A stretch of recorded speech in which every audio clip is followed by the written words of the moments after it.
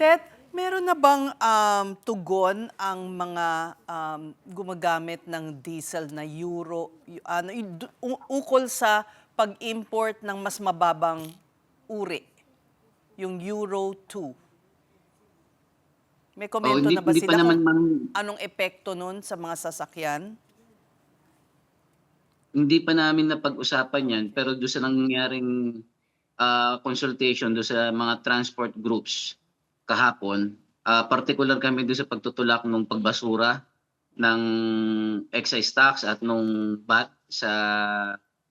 mga oil products dahil nakikita namin na ito yung, um, dagli ang makakatulong talaga, yung substantial na makakabawas ng mga presyo ng produktong petrolyo, kasama na yung pagbasura dun sa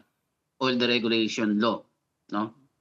Patungkol dun sa ibang hakbang ng Malacanang, hindi namin maintindihan bakit hindi na lang gawin itong mga minumungkahi namin, 'tong mga demands namin, kaysa dun sa mga alam natin na papalpak na naman na na hakbang, kagaya niyang ayuda na marami ng nagrereklamo na hindi patas na naman yung pagpapatupad at hindi magiging epektibo dahil nga, stopgap measure lamang ito dun sa problemang malala. Ted, gusto ko lang malaman kamusta nga tong mga konsultasyon na nagaganap no between yung mga grupo sa inyong koalisyon and the government. Is it often lip service lang ba ito or is there really a sincere effort on the part of the government no na alamin yung mga hinaing ninyo and to also reassure you guys kung ano yung ginagawa nilang mga measures or even to explain kung bakit hindi nila pa ginagawa yung ibang mga hinihingi ninyo such as ibasura na nga itong mga tax sa fuel? Well, kanina na nabanggit 'yan,